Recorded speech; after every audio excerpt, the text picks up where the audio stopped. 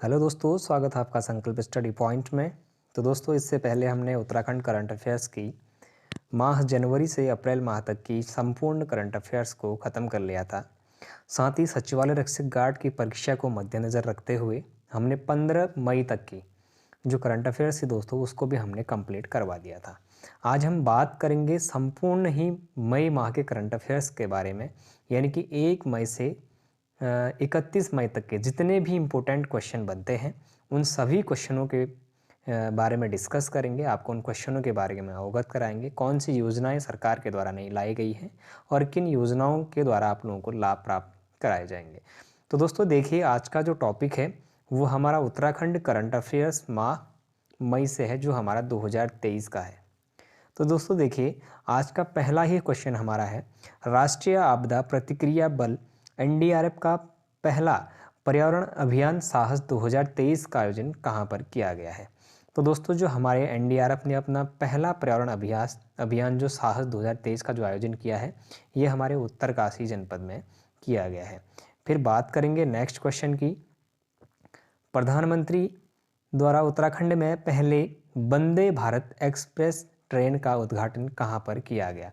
तो दोस्तों, प्रधानमंत्री नरेंद्र मोदी जी द्वारा जो हमारा वंदे भारत एक्सप्रेस ट्रेन है, इसका जो उद्घाटन है वो देहरादून में किया गया है। अच्छा दोस्तों, जो हमारा वंदे भारत एक्सप्रेस ट्रेन है हमारा, तो दोस्तों ये कहाँ से कहाँ तक चलेगा। ये हमारा देहरादून से दोस्तों दिल्ली को चलेगा। अच्छा, देहरादून से दिल्ली को ये चलने वाली है। अगर इसका शुभारंभ कब किया गया, अगर क्वेश्चन पूछा जाता है, तो दोस्तों इसका जो शुभारंभ किया गया है वो हमारा 25 मई 2023 को किया गया है। आप लोग ये डेट भी याद रखें। उसके बाद फिर देखते हैं नेक्स्ट क्वेश्चन को, उत्तराखंड के किस व्यक्ति को अंतर्राष्ट्रीय साहित्य भूषण सम्मान से सम्मानित किया गया है। तो दोस्तों, जो उत्तराखंड के हमारे रमेश पोखरियाल निशंक, यानी कि जो हमारे पूर्व मुख्यमंत्री हैं रमेश पोखरियाल निशंक जी, इनको दोस्तों अभी हमारे अंतर्राष्ट्रीय साहित्य भूषण सम्मान से इनको सम्मानित किया गया। अच्छा, इनको जो ये सम्मान है दोस्तों, ये किसके द्वारा दिया गया है, तो उसके बारे में बात करते हैं। दोस्तों, ये सम्मान हिंदी यूनिवर्स फाउंडेशन नीदरलैंड के द्वारा दिया गया है। किसके द्वारा दिया गया? जो हमारा हिंदी यूनिवर्स फाउंडेशन नीदरलैंड है, उसके द्वारा रमेश पोखरियाल निशंक जी को हमारा अंतर्राष्ट्रीय साहित्य भूषण सम्मान से सम्मानित किया गया है। फिर उसके बाद बात करेंगे दोस्तों नेक्स्ट क्वेश्चन की, एकल महिला स्वरोजगार योजना के तहत महिलाओं को स्वरोजगार हेतु कितनी प्रतिशत सब्सिडी दी जाएगी। तो दोस्तों, जो महिलाएं हैं, महिलाओं का जो स्वरोजगार, इनकी खुद से जो रोजगार करने के लिए उनको लोन दी जाएगा सरकार के द्वारा। तो दोस्तों, जो उसमें जो सब्सिडी रहने वाली है वो 75% इनको क्या दी जाएगी, सब्सिडी दी जाएगी स्वरोजगार के लिए महिलाओं को। फिर बात करेंगे दोस्तों, मई 2023 में श्री अन्न उत्सव का आयोजन उत्तराखंड के किस जनपद में किया गया। तो दोस्तों, जो हमारे श्री अन्न का जो उद्घाटन है दोस्तों, मई 2023 में हमारे उत्तराखंड के देहरादून में किया गया। और दोस्तों, इसमें जो मोटे अनाज हैं, उन मोटे अनाजों से संबंधित जो ये उत्सव था, इसको हमारा देहरादून में संपन्न किया गया। फिर बात करेंगे हम नेक्स्ट क्वेश्चन की, किसे भैरव दत्त धूलिया पत्रकार पुरस्कार 2023 में प्रथम बार सम्मानित किया गया। अच्छा दोस्तों, जो हमारे भैरव दत्त धूलिया जो पत्रकार पुरस्कार है दोस्तों, ये 2023 से इसकी शुरुआत की गई है और प्रथम बार ही किसको दिया गया, हमारे जय सिंह रावत जी को दिया गया है। फिर बात करेंगे नेक्स्ट क्वेश्चन की, उत्तराखंड के किस स्थान पर सतत भूमि प्रबंधन के लिए उत्कृष्ट केंद्र का उद्घाटन किया गया है। तो दोस्तों, जो हमारा सतत भूमि प्रबंधन के लिए जो उत्कृष्ट केंद्र का जो दर्जा दिया गया है, तो दोस्तों ये हमारे किसको दिया गया है, देहरादून जनपद को दिया गया है। फिर बात करते हैं नेक्स्ट क्वेश्चन की,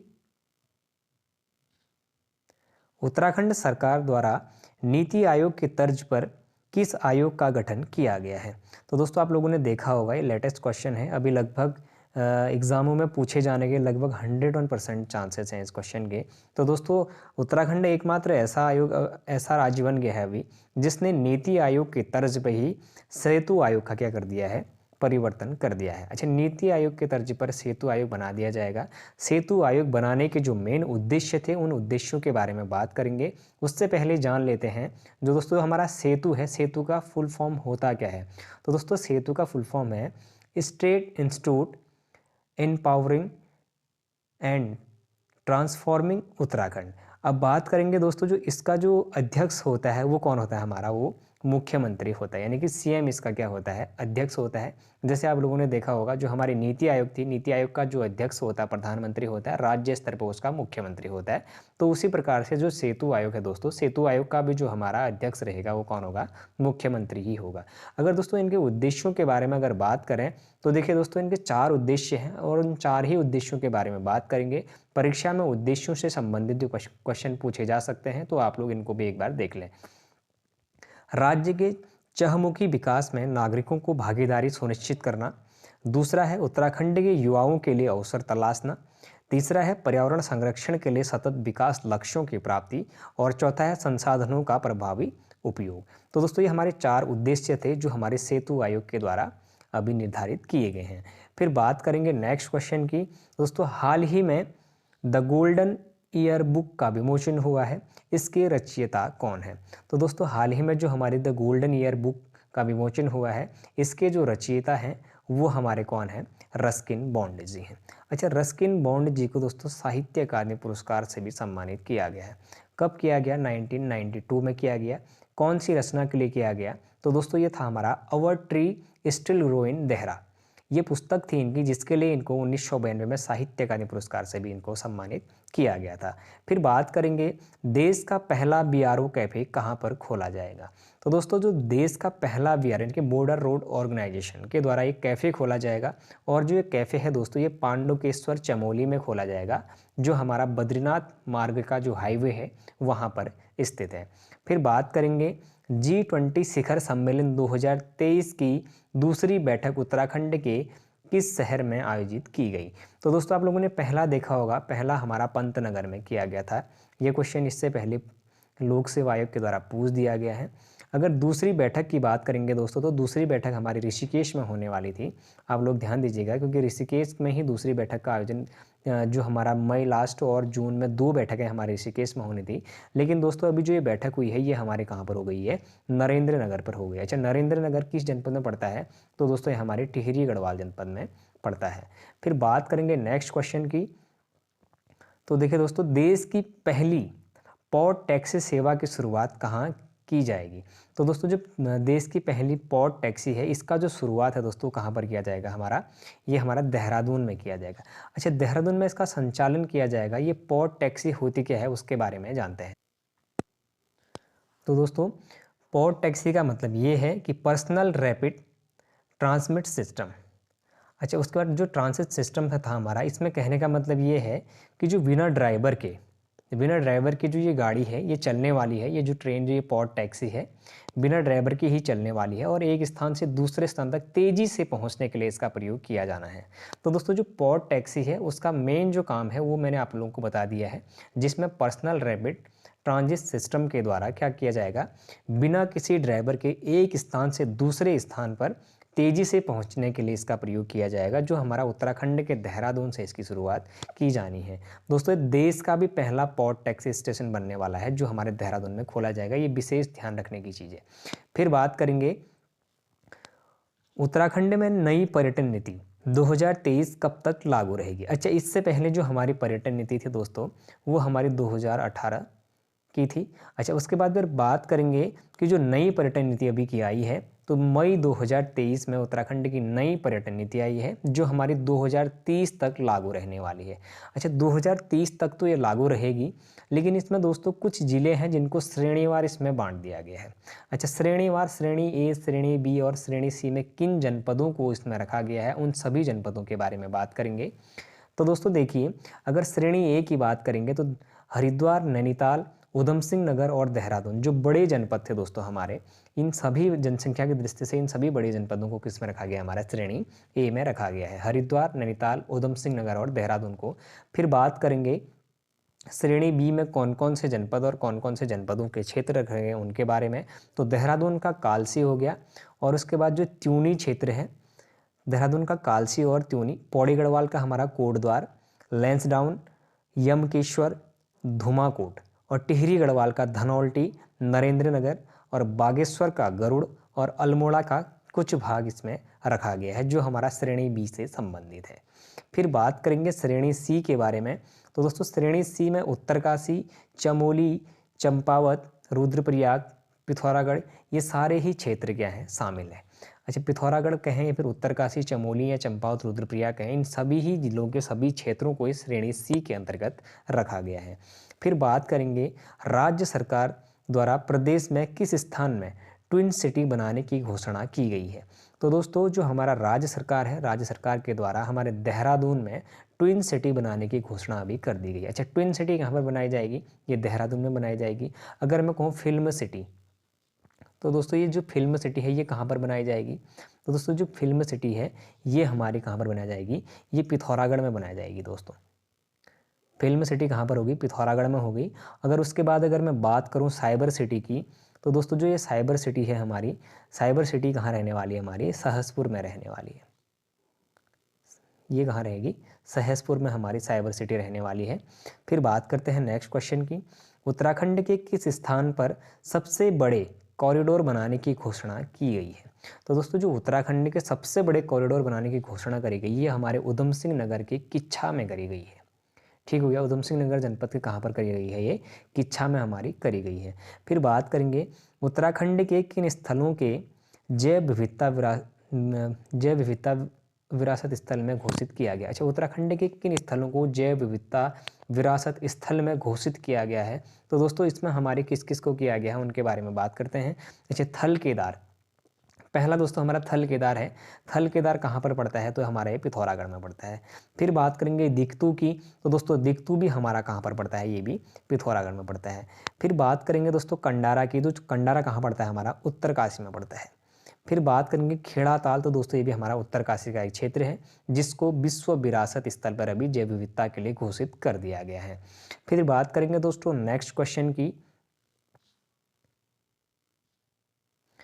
वर्ष 2023 का निर्मल जोशी वन्यजीव पुरस्कार से किसे सम्मानित किया जाएगा। तो दोस्तों जो हमारा निर्मल जोशी वन्यजीव पुरस्कार है ये हमारे 2023 का डॉक्टर धीरज पांडे जी को सम्मानित किया जाएगा। ठीक है, डॉक्टर धीरज पांडे जी से सम्मानित किए जाएंगे जो हमारा निर्मल जोशी वन्यजीव पुरस्कार है उससे। अच्छा, जो हमारे ये डॉक्टर धीरज पांडे जी हैं ये अब दोस्तों अभी हमारे कार्बेट नेशनल पार्क के फील्ड डॉक्टर हैं, यानी कि फील्ड वर्क डॉक्टर हैं हमारे डॉक्टर धीरज पांडे जी, और इन्हीं को अभी हमारा निर्मल जोशी वन्यजीव पुरस्कार से भी क्या करा जाएगा, सम्मानित किया जाएगा। फिर बात करते हैं उत्तराखंड के किस धाम में कांस्य की भव्य ओम की आकृति स्थापित की गई है। अच्छा, आप लोगों ने देखा होगा अभी ये लगभग बहुत ज़्यादा हाईलाइट हो रहा था, केदारनाथ में अगर यदि कोई भी व्यक्ति जा रहे हैं तो वो ओम के सामने अपनी फ़ोटो को खींच के सोशल मीडिया पर वायरल कर रहे हैं। तो आप लोगों ने देखा होगा उत्तराखंड के किस धाम में कांस्य की भव्य ओम की आकृति स्थापित की गई है। तो दोस्तों ये कहाँ पर कर दी गई है, हमारी केदारनाथ में कर दी गई। अच्छा, केदारनाथ कहाँ पर पड़ता है हमारी, तो रुद्रप्रयाग जनपद में पड़ता है। फिर बात करेंगे नेक्स्ट क्वेश्चन की, उत्तराखंड साहित्य गौरव सम्मान किस वर्ष दिया जाएगा। अच्छा, उत्तराखंड साहित्य गौरव सम्मान हमारे किस वर्ष से दिया जाएगा। तो दोस्तों ये 2023-24 से दिया जाएगा। अच्छा, आप लोग ये कहेंगे कि उत्तराखंड गौरव सम्मान तो 2021 से दिया जाता था, तो दोस्तों ये वो नहीं है। उत्तराखंड गौरव सम्मान सिर्फ 2021 से दिया जाता था। अगर उत्तराखंड साहित्य गौरव सम्मान कहेंगे तो इसका शुभारंभ 2023-24 से किया जाना है। अगर आपको खाली उत्तराखंड गौरव सम्मान कहेगा तब आप लोग 2021 पर टिक करेंगे। यदि अगर उत्तराखंड साहित्य गौरव सम्मान अगर की बात करेगा तो ये हमारा 2023-24 इसका आंसर रहने वाला है। फिर बात करेंगे उसके बाद मुख्यमंत्री पुष्कर धामी द्वारा पेंच रिपोर्टिंग ऐप लॉन्च किया गया है, इसका उद्देश्य क्या है। तो दोस्तों जो हमारा पेंच रिपोर्टिंग ऐप है इसका जो काम है दोस्तों वो सड़कों को गड्ढा मुक्त करना है, यानी कि जो हमारी ये रिपोर्टिंग ऐप है दोस्तों इसके माध्यम से आप लोग फ़ोटो खींच के सोशल मीडिया में यानी कि टैग करके आप लगा सकते हैं जहाँ पर आपके सड़कों के गड्ढे हैं, उनको उन गड्ढों को भरने के काम सरकार के द्वारा कराई जाएगी। जो इसमें ऑनलाइन रिपोर्ट दर्ज कराई जाएगी उसके माध्यम से जितने भी गड्ढे होंगे उन गड्ढों को भरने का काम राज्य सरकार के द्वारा किया जाएगा। इसी के लिए पेंच रिपोर्ट ऐप लॉन्च किया गया है। फिर बात करेंगे मुख्यमंत्री द्वारा साइबर एनकाउंटर पुस्तक का विमोचन किया गया है, इस पुस्तक के लेखक कौन है। तो दोस्तों ये जो हमारे अभी डीजीपी हैं अशोक कुमार जी, पुलिस महानिदेशक, इनके द्वारा अभी एनकाउंटर पुस्तक यानी कि साइबर एनकाउंटर पुस्तक लिखी गई है जिसका विमोचन हमारे मुख्यमंत्री पुष्कर सिंह धामी के द्वारा किया गया है। फिर बात करेंगे केंद्र सरकार द्वारा संचालित वाइब्रेट विलेज योजना के तहत उत्तराखंड के कितने गांव शामिल हैं? तो दोस्तों जो हमारे केंद्र सरकार द्वारा हमारा संचालित अभी जो वाइब्रेट विलेज थे, उनमें दोस्तों उत्तराखंड के 51 गांवों को इसमें क्या करा गया है, शामिल करा गया है। फिर बात करेंगे देश का पहला पशुपालक मंदिर उत्तराखंड के जनपद में बनाया जाएगा। दोस्तों पशुपतिनाथ मंदिर है, सॉरी इतने इसमें पशुपालक हो गया है, इसमें हमारा पशुपतिनाथ है। आप लोगों ने देखा होगा पशुपतिनाथ का जो मंदिर है दोस्तों, ये हमारा कहाँ पर है, ये हमारा नेपाल में स्थित है। अच्छा, उत्तराखंड में इसको बनाने की घोषणा करी जा रही है। तो देश का पहला पशुपतिनाथ मंदिर उत्तराखंड के किस जनपद में बनाया जाएगा? तो दोस्तों ये हमारा पौड़ी गढ़वाल जनपद में बनाया जाएगा। ये पशुपालक नहीं है दोस्तों, ये पशुपतिनाथ है, आप लोग इसको ठीक कर लीजिएगा। उसके बाद फिर बात करते हैं झारखंड में आयोजित 26वीं राष्ट्रीय सीनियर फेडरेशन कप 2023 में उत्तराखंड से गोल्ड मेडल जीतने वाली महिला कौन बनी है? तो दोस्तों जो झारखंड में अभी आयोजित हुए हैं 26वें राष्ट्रीय सीनियर जो हमारे फेडरेशन कप हुए थे, तो दोस्तों इसका आयोजन 2023 में करा गया और झारखंड में इसका आयोजन कराया गया था। यानी कि 26वें राष्ट्रीय सीनियर फेडरेशन कप का आयोजन कहाँ पर किया गया? एक क्वेश्चन तो ये बन गया हमारा, झारखंड में किया गया और इसमें 2023 में करा गया है और 26वें राष्ट्रीय सीनियर कप का आयोजन ये किया गया है। ये हमारे क्वेश्चन बने। उसके बाद देखिए दोस्तों, झारखंड में जो हमारे 26वें राष्ट्रीय सीनियर फेडरेशन कप हुए, उसके अगर उत्तराखंड से गोल्ड मेडल लाने वाली अगर महिला की बात करेंगे तो दोस्तों ये हमारी अंकिता ध्यानी जी को इसमें हमारा गोल्ड मेडल मिला हुआ है। अच्छा, जो अंकिता ध्यानी है इनका संबंध किससे है? तो दोस्तों ये एथलेटिक्स से इनका संबंध है। दोस्तों इनने 1500 मीटर दौड़ में गोल्ड मेडल हासिल किया हुआ है। तो जो अंकिता ध्यानी है उनको 26वें राष्ट्रीय सीनियर फेडरेशन कप 2023 में उत्तराखंड से प्रतिभाग करने के लिए गोल्ड मेडल से सम्मानित किया गया है। तो दोस्तों ये हमारे मई मंथ के लगभग जितने भी करंट अफेयर्स के क्वेश्चन बनते थे, हमने उन सभी क्वेश्चनों के बारे में डिस्कस किया। इससे पहले लगभग 10 क्वेश्चन हमने 15 मई तक के इससे पहले मैं अपलोड कर चुका हूं, जो हम सचिवालय रक्षक गार्ड की परीक्षा को मद्देनजर रखते हुए बनाया गया था। और दोस्तों लगभग इसमें 30 से 35 क्वेश्चन इतने इंपॉर्टेंट हैं जो परीक्षा की दृष्टि से काफ़ी महत्वपूर्ण हैं। उन सभी क्वेश्चनों के बारे में हमने आपके साथ डिस्कस किया। यदि आप लोगों को ये सीरीज पसंद आई हुई हो तो आप लोग चैनल को ज़रूर सब्सक्राइब करें, अपने दोस्तों के साथ चैनल को ज़रूर शेयर करें, लाइक करें, कमेंट करें। धन्यवाद।